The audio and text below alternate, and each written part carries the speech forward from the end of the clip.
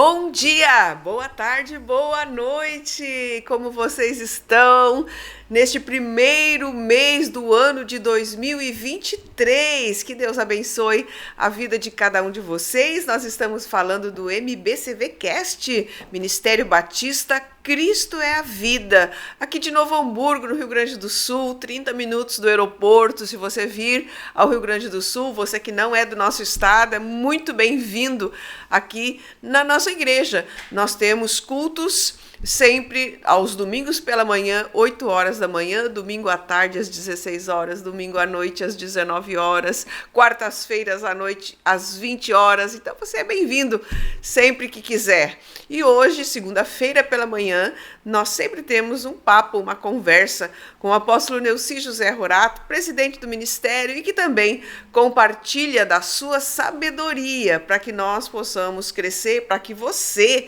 possa crescer. E eu dou um bom dia, apóstolo.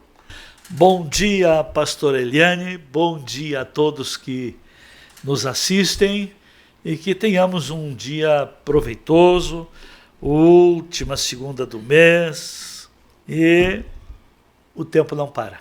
Não para.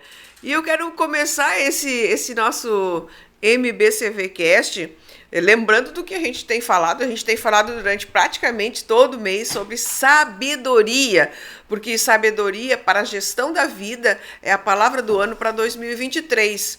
Foi a palavra do ano para 2022 também, mas hoje, nesse novo tempo, nesse novo ano, a gente está buscando uma nova perspectiva para trabalhar essa sabedoria de que tanto nós falamos, sabedoria inferior, sabedoria superior. E eu quero começar perguntando uma pergunta íntima. Quantos anos o senhor tem de fé?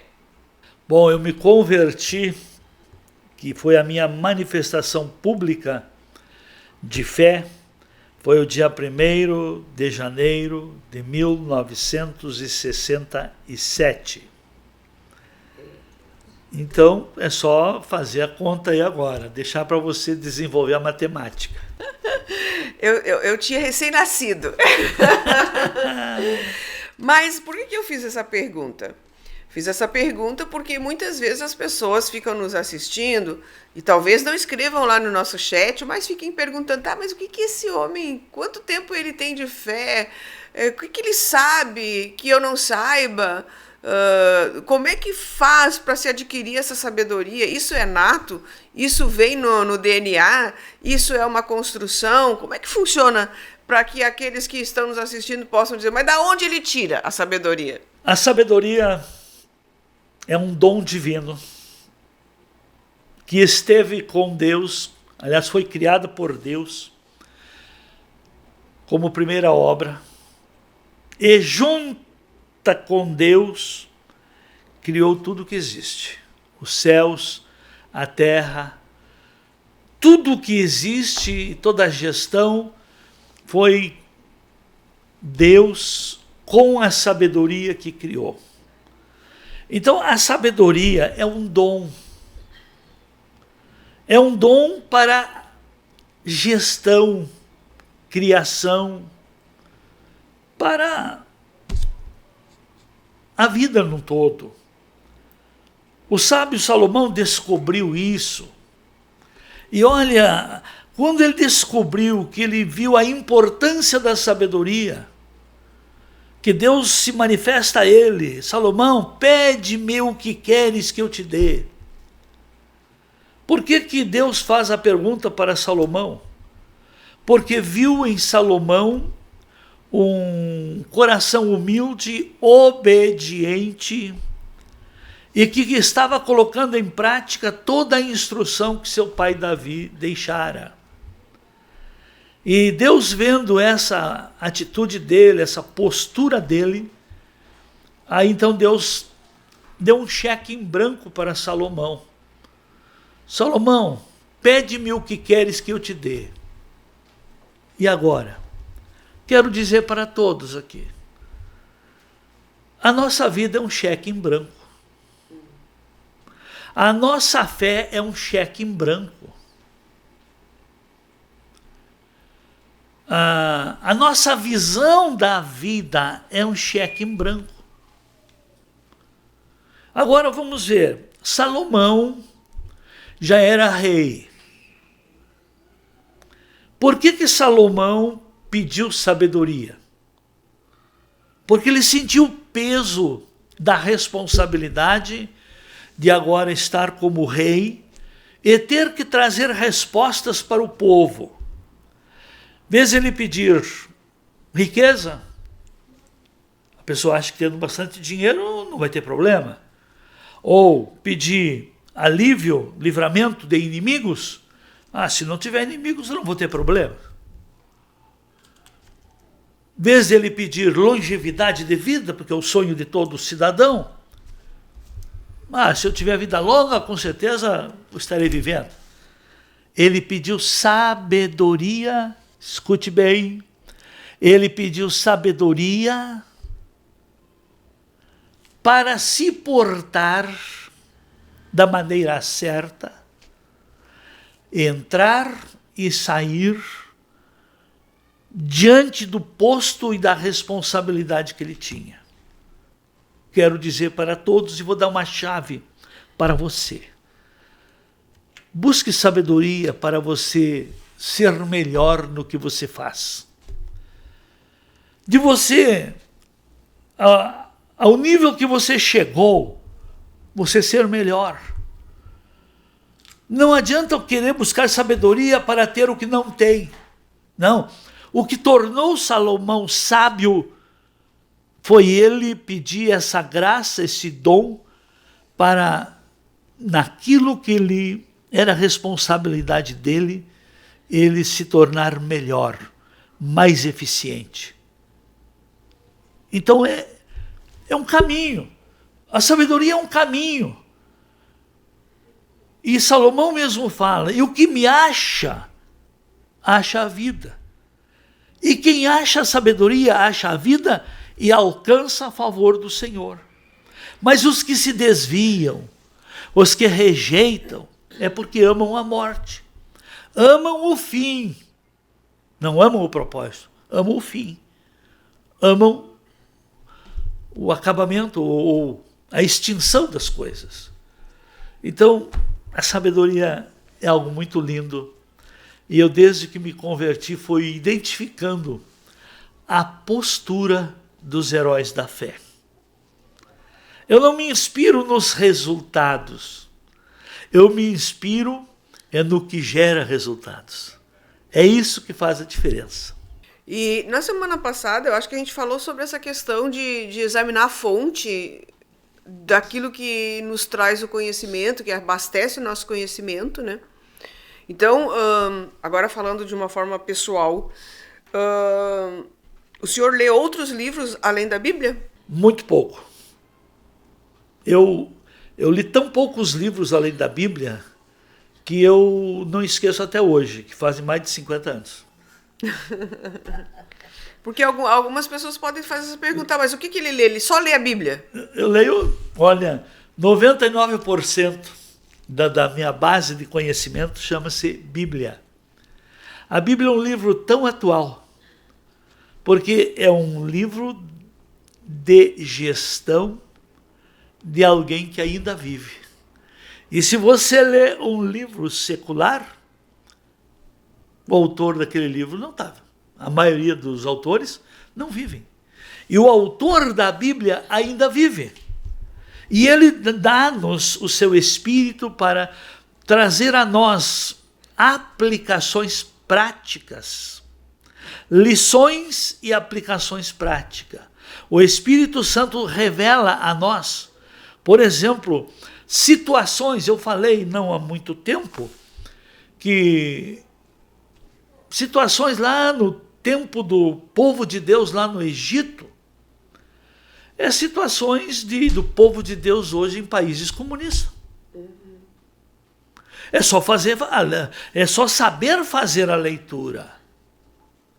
Porque já naquele tempo, os reis lá do Egito não queriam que alguém adorasse outro Deus. E o que hoje o progressismo e esses países comunista exigem que seja extinta a Bíblia e que ninguém pode adorar a Deus, e se tiver que adorar alguém é o presidente daquele país. Faraó do país. Exatamente. Até o tempo dos faraós, em todas as circunstâncias aí, em tempos passados, nada é novo, tudo se repete. E a Bíblia traz a nós essas lições. Por exemplo, pegar uma lição prática de sabedoria que serve para os que creem. Por que Deus operou 10 milagres para o seu povo antes de libertá-los do Egito? Que para o povo de Deus eram 10 milagres e para o povo egípcio eram 10 pragas. Cada milagre, cada praga que era para o Egito, era para nocautear uma entidade maligna. Um Deus que operava naquela linha. Uma entidade que trabalhava sobre as águas, a entidade que trabalhava sobre rãs, a entidade que trabalhava com moscas, a entidade que trabalhava com as intempéries da natureza. Então, tudo isso, essa sabedoria, é Deus que dá. Houve aquelas pragas, queridos, essas faltas de chuva aí, que o nosso estado está aí clamando por chuva, que a nossa agricultura já está com prejuízo, não tem a ver com alguma entidade que está mandando no estado? Assim como em Santa Catarina também, que é o contrário, né? Ao contrário, o excesso de chuva. E aí?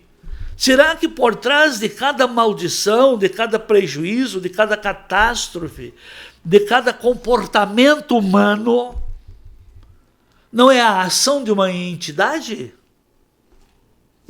É difícil para quem não é cristão entender. Então, para você chegar a esse nível de entendimento, de conhecimento, você precisa ver as coisas desde o princípio, começo das coisas, e ver também as recomendações divinas que Deus deixou para que quando tais coisas começarem a acontecer, por exemplo, a praga de gafanhotos, tem uma causa. A praga das saraivas tem uma causa. A praga das pestes tem uma causa. A praga da seca, da falta de chuva, tem uma causa. Então, a sabedoria divina leva nós a descobrir as causas dos problemas e nos ensina como combater. Mas, pastor, se você sabe isso, por que não combate? Porque você apoia as coisas erradas. Eu vou combater a nível do meu desígnio e da minha vida. Porque o relacionamento com Deus é pessoal. É pessoal. No reino de Deus, ninguém vai na sombra um do outro. A hora que o povo num todo, se acordar, se arrepender, se voltar para Deus, eu tenho certeza que principado nenhum governará o Brasil. Mas nós vemos aqui, nesse ano que passou, a própria igreja estar apoiando linhas filosóficas, linhas malignas, que são inimigas de Deus. E agora? Deus ama o justo, mas ele prova os dois. Voltando agora às questões particulares. Esses dias eu estava acompanhando, eu tenho muitos grupos, né? Eu participo de mais de 50 grupos, por conta do exercício da minha função, né? Mas num dos grupos, alguém colocou assim, eu estava comemorando, né? Hoje eu comemoro, eu não me lembro exatamente qual era o número, mais de 80 vezes que eu li a Bíblia. Aí eu conheço a pessoa, né? Aí eu pensei, nossa, 80 vezes, eu acho que eu li talvez na minha vida toda de fé umas 3 ou 4, não sei se eu consegui, né? 80 vezes que ele leu a Bíblia, né? Mas eu conheço e eu não consigo, eu não quero julgar, né, pastor? Mas eu não consigo extrair a sabedoria, aquela coisa, porque algumas pessoas falam, bom, então eu tenho que ler a Bíblia. É ler a Bíblia uma vez atrás da outra até... Não é isso, né? É muito particular esse assunto, né? Muito, muito particular mesmo. Precisamos primeiro, no mínimo, ler a Bíblia uma vez, no mínimo, para conhecer os fatos históricos. Aí depois, então, você precisa buscar na Bíblia com quem foi ficando as promessas de Deus. Esse é o segredo. Então não adianta eu estar lendo genealogias lá que se perderam, que se amaldiçoaram e que se distanciaram de Deus. Então o segredo é nós descobrir nossas origens na Bíblia. De onde é que eu venho? Como é que a palavra chegou até mim? E a gente vai chegar lá em Abraão. Tá? Então Abraão é o nosso pai na fé. E aí nós vemos também que Abraão também teve muitos filhos que hoje não são de fé, que são as nações árabes. Tá? Então o proveito de ler a Bíblia é nós nos conhecer e ver com quem e de que maneira foi ficando as promessas de Deus, as alianças de Deus, e como foi de geração em geração, foi ficando a descendência da mulher para esmagar a cabeça da serpente. Os legados. Foram deixados, né? Exatamente. Então por isso que eu me identifico muito com Davi, porque Davi fez parte da linhagem de Jesus. Abraão fez parte. Então, com esses com quem fez parte, nós temos alguma coisa, algum vínculo, algumas lições a aprender, algumas instruções a seguir. Então, para extrair da Bíblia a sabedoria que se busca, não é leitura corrida para se cumprir um protocolo, para se cumprir ali uma agenda. Eu vou colocar um alvo.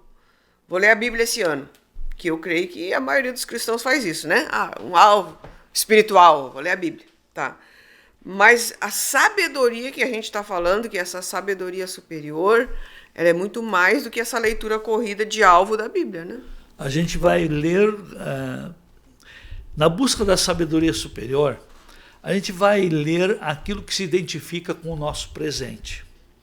Por exemplo, como é ano de sabedoria, qual é o livro que nós temos que ler? Provérbios. Segundo livro, o Novo Testamento. O Novo Testamento é reino de Deus. Provérbios é sabedoria de Deus. E Jesus veio trazer o reino de Deus. Só que a maioria dos cristãos não buscam o reino, buscam Jesus. Querem Jesus como Salvador e não Senhor. Jesus é Salvador e Senhor. A hora que o cristianismo reconhecer Jesus como Senhor, a vida muda, a vida melhora. Mas enquanto está tendo Jesus apenas como Salvador, perdoador de pecados, reconciliador, ele apenas é salvo. Mas quando busca Jesus como Senhor, tem a gestão abençoada. Ele, em todas as áreas que ele empreender, ele tem a bênção de Deus. Pois nós podemos observar como hoje a linha dos coach tem ajudado muita gente. O que são os coach? São ensinos aplicado na vida material, mas são ensinos de Salomão e de Jesus. Gestão que Salomão deixou e que Jesus ensinou. Então, os crentes não querem os ensinos de Jesus porque dá trabalho. Convida a pessoa para voltar para a escola, convida a pessoa para se aperfeiçoar, convida a pessoa para melhorar, se qualificar, servir mais, amar mais, perdoar mais. Hoje, até nos ensinos aí de psicologia, ensinam a perdoar, porque a cura que o perdão causa é em quem perdoa, não é o no perdoado, tá? Mas é quem perdoa. Esse continua melhor ainda, porque ele foi agredido, foi atingido e não foi destruído. Não foi destruído. Então ele cresceu. Mas quem fez o dano... Mas aí, ali, vamos dizer assim, vamos buscar de novo a causa, como o senhor falou. A sabedoria busca muito a causa. Então foi uma das coisas que a gente entende hoje. Sabedoria busca a causa dos problemas. Quando a pessoa começa a ter problemas nessa área emocional, de traição, de abandono, de problemas de relacionamento, etc, etc, etc, e começa a se repetir, a vida está querendo ensinar alguma coisa para a pessoa também. Sim. E quando ela perdoa, ela faz uma interrupção. Ela interrompe o mal nela. Isso. E aí ela tem cabeça fria, consciência tranquila para reavaliar o seu relacionamento. Então perdoar, não se deixar atingir ou perdoar, não quer dizer que você vai ter que levar essa mala de estar levando bola nas costas sempre. Tá? Não tem que levar assassina, não. Isso aí não existe. Mas quem não se deixa atingir tem uma consciência melhor, uma visão melhor, uma capacidade melhor de avaliar. Porque andarão dois juntos, se houver... O que é um acordo? Respeito. Não tem acordo sem respeito. É interessante, né, gente? Então, sabedoria não é só você ler a Bíblia, porque a gente começou esse podcast perguntando para o apóstolo quantos anos ele tinha de fé, até para a gente poder respeitar e entender, né, os princípios que são passados, a vivência que ele teve, essa gestão que ele viveu na vida para chegar onde chegou, como no quesito sabedoria, né? Mas então a sabedoria, ela é uma construção a partir daquilo que a gente vai compreendendo, entendendo. Não é só ler a Bíblia, é também ler a Bíblia. Não é ler a Bíblia corrido, é ter uma experiência de leitura onde você está aberto para ouvir as revelações de Deus também. Porque você pode ler muitas vezes alguma coisa, mas vai chegar um tempo que aquilo vai tocar no teu coração e aquilo vai... E também tem a ver com maturidade, tem a ver a sabedoria com maturidade, porque, por exemplo, se você pegar um livro que você leu lá quando você tinha 17, 18 anos e você lê-lo novamente com 30, 40, você vai... Opa, parece que não é o mesmo livro. Sabe por quê? Porque no ler a Bíblia explica a Bíblia. Você vai ver lá em Gênesis a palavra se cumprindo em Mateus, nos livros do Novo Testamento. Então, você leu lá no passado, você não sabia que aquela palavra teve cumprimento, que aquela palavra teve confirmação, que cada livro é interligado. Por isso que eu explico a Bíblia pela Bíblia. E por isso que a pregação ensinada e explicada com exemplos bíblicos, não adianta eu usar como retórica de uma pregação um testemunho que ninguém conhece. Uso, então, um testemunho bíblico que as pessoas vão, aí vão lá, e a hora que estão lendo a Bíblia, vão lembrar da pregação, que já foi referenciado, que já foi comentado. Então a Bíblia explica a Bíblia. E uma coisa que eu aprendi, porque eu vivi desses meus 56 anos de fé, eu vivi 20 anos uma fé sem entendimento, uma fé sem sabedoria, uma fé sem resultados, uma fé sem autoridade no mundo espiritual. Eu tinha um conhecimento apenas, mas não tinha provas, frutos. E como é que eu consegui fazer com que a sabedoria fizesse parte da gestão da minha vida?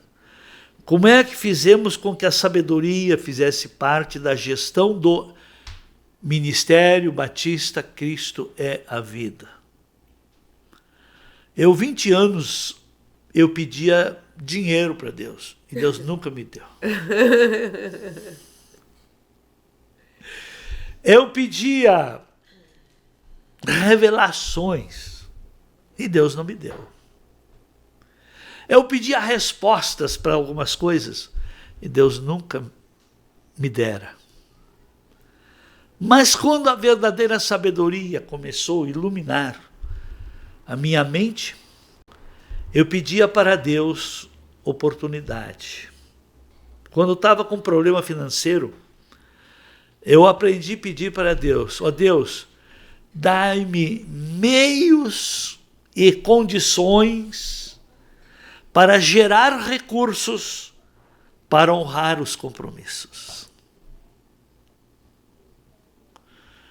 Nós temos que, não é, a sabedoria leva você a saber e a querer, mas tudo que existe teve um começo.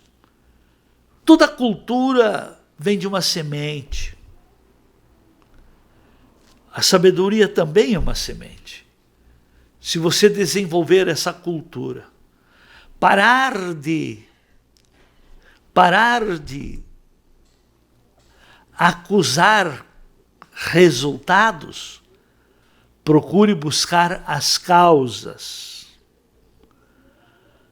Quando o ser humano se interessa pela sabedoria, ele não usa as consequências. Ele, pelas consequências, eu preciso saber quais são as causas. A pessoa sábia trata as causas. A pessoa que não é sábia expõe as consequências. Já pode avaliar sua vida por apenas esse ponto. Quando acontece algo estranho, você se preocupa, o que causou algo estranho? Ou você espraia quem causou? Bom, o senhor falou um ponto importante agora. O senhor disse que ficou 20 anos sem a sabedoria, mas o senhor era sincero na fé. Era. E o que deu essa virada de chave para buscar essa outra maneira de ver as coisas? Sair do conservadorismo engessado crentez.